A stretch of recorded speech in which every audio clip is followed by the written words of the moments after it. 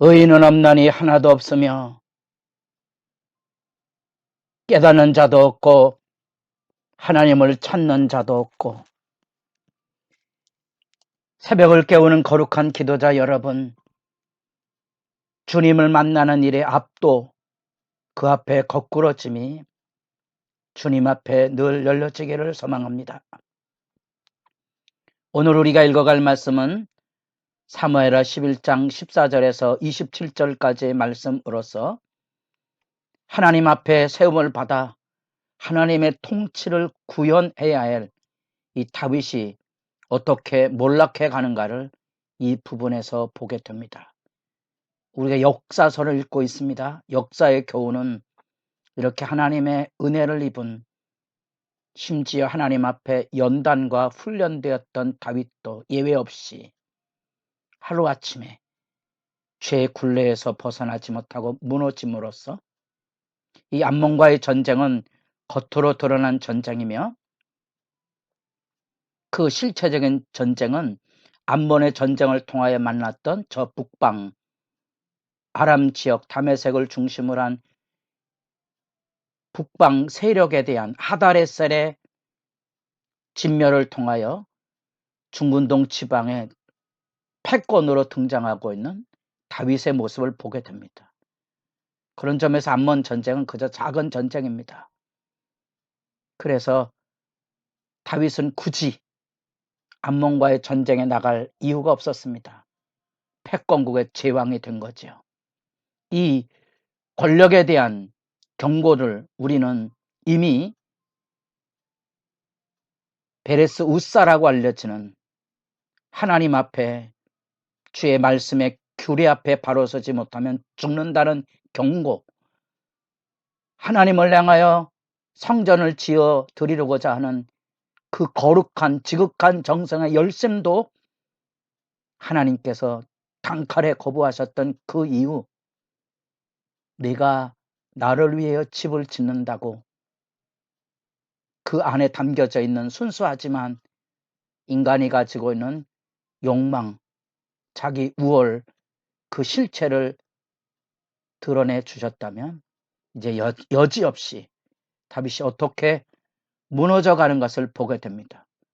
그런 점에서 밧세바 사건이 다윗의 왕정의 중심에 서서 성장과 몰락의 구렁텅이가 되고 있다는 사실은 그 절대 권력의 횡포가 얼마나 무서운지를 적나라하게 지금 그려지고 있는 역사 이야기를 보게 되고, 오늘은 어제 살펴본 절대 권력이 가지고 있는, 그래서 멈추지 못하는 악의 충동, 의인은 없나니 하나도 없다. 거기에 나도 예옷이 하나님을 찾고 하나님의 뜻을 깨닫는 자리에 서지 못하면 악에 일조할 수 있다는 사실, 오늘 그 절대 권력의 횡포가 왜 활개를 치는지 그 거짓이 난무하기 때문에 그렇습니다. 이 거짓의 악에 대한 실체는 다윗이 가지고 있는 절대 권력과 그 안에 담겨져 있는 우리야 요압의 계책으로 이어지게 됩니다. 이 절대 권력 앞에 우리야는 어제 살펴본 대로 정의에 항거했지만 기꺼이 그 죽음을 받아들인 용장으로 볼 수 있습니다. 아내를 빼앗긴 삶의 아픔을 정당한 증언으로 항의하고 그 다윗 왕의 질서에 상명을 내어진 고발자의 삶이 된 거죠. 그러나 이 다윗은 드디어 거짓의 계략을 꾸미기 시작합니다. 그것은 자기가 범한 밧세바의 관계 속에 밧세바가 가지고 있는 임신하였습니다는 고발 앞에 그 고발을 덮으려고 하는 거죠. 이제 절대 권력이 어떻게 실제로 움직여져 가는지를 보셔야 됩니다. 한 개인이 이렇게 절대 권력을 발휘할 수 있는 힘은 어디 있을까? 그 거짓의 세력 앞에 함께 동조하는 사람들의 행동 속에서 구체적으로 나타납니다. 독재자의 권력이 왜 무너지는가? 그 거짓에 야합하는 무리들이 있기 때문에 그런 거죠. 그렇다고 해서 그들의 죄를 논하기는 어렵습니다. 누구나 절대 권력 앞에 굴종하고 살아남아야 되기 때문에 그렇습니다. 역사 이야기가 다 그렇습니다. 대통령이 잘못해서 대통령을 쫓아낸다고 사회가 밝아지진 않습니다. 왜? 그 절대 권력에 협조했던 악의 실체들이 남아있고 그런 문화가 번성하도록 방조했던 국민들이 서 있기 때문에 그렇습니다. 이런 역사 이야기를 지켜보셔야 됩니다. 그래 오늘의 말씀이 이해가 됩니다. 다윗은 우리아에게 편지를 보냅니다. 일방적인 명령으로 이루어지는 군사계통의 조직 속에서 우리아는 다윗의 충신 30용사 중에 하나입니다. 편지를 보내야 될 이유는 없는 거지요. 구두 명령으로도 가능한데 우리아는 그것에 열외가 되어 있는 겁니다. 정보의 열외가 되는 거지요. 이게 뭐지요? 아마도 우리가 추정한다면 우리아는 자기 죽음에 대한 얘기가 여기 담겨져 있다는 것을 깨달았을지도 모릅니다. 일반적으로 그 당대는 아직 우리처럼 편지를 쓰는 그런 문화가 아닙니다. 일반적으로 도자기 같은 파편이나 대부분은 구두 전달입니다. 왜냐하면 편지를 쓴다는 것은 가죽이나 파피루스를 가지고 그곳에다가 글을 쓰는 거기 때문에 대단히 고가입니다. 아주 중요한 사항들만 그곳에 쓸 수 있었던 겁니다.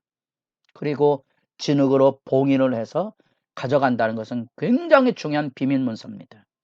누구나 알지 않겠습니까?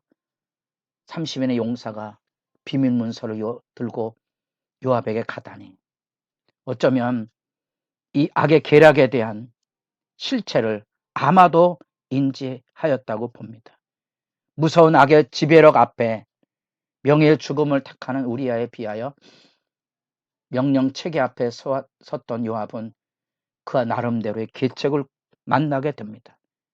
그래서 밧세바가 다윗과의 범죄 사건 이후에 임신하였다고 하고 이제는 밧세바가 갑의 자리에 서서 의린 다윗을 움직이는 계략을 여러분들이 간파하셨다면 이 요압에게 주어진 이 우리아를 죽음의 자리로 내몰려는 이 다윗의 편지 앞에 요압은 계책을 세우게 되는 거지요.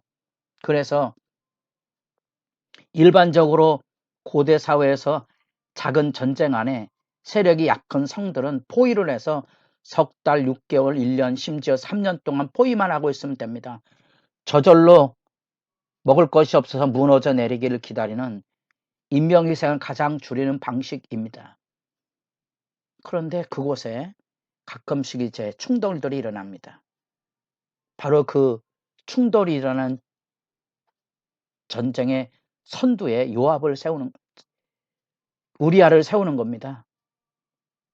그리고 다윗은 계책을 꾸미기를 나머지 사람들을 후퇴해서 우리아만 맞아 죽게 하라는 거죠.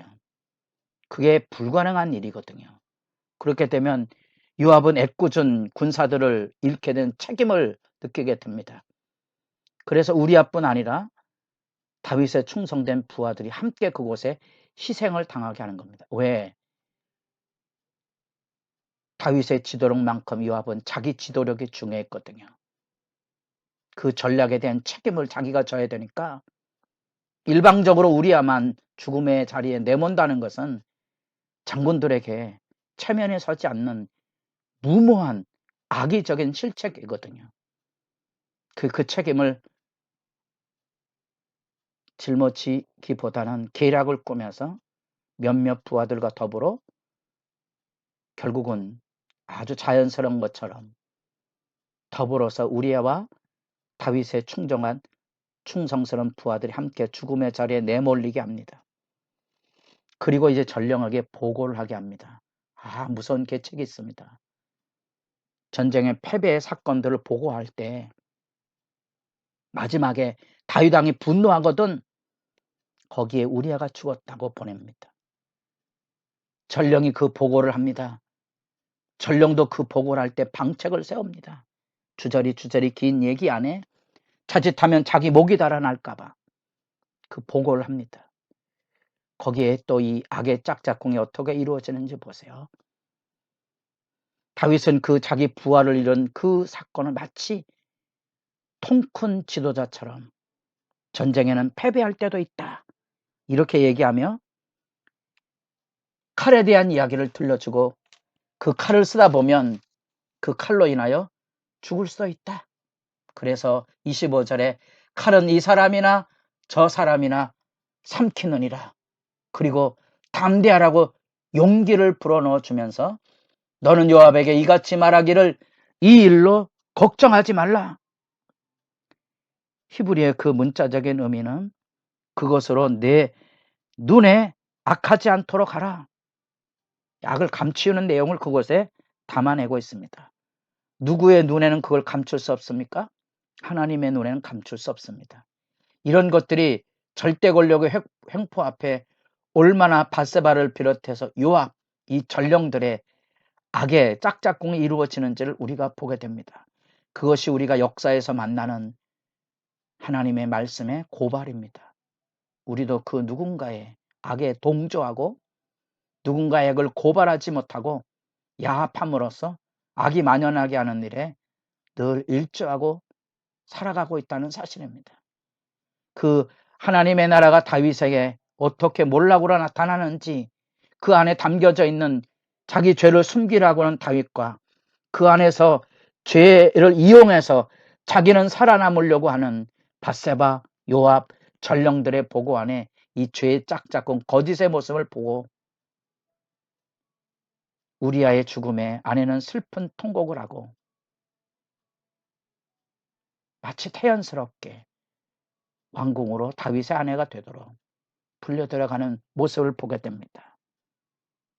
죄가 가려질 수 있다고 생각하지만 여호와의 눈은 속일 수가 없습니다.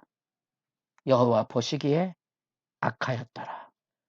말씀 앞에 깊은 자기의 내성을 돌아보며 기도의 시간이 깊어져 가기를 바랍니다.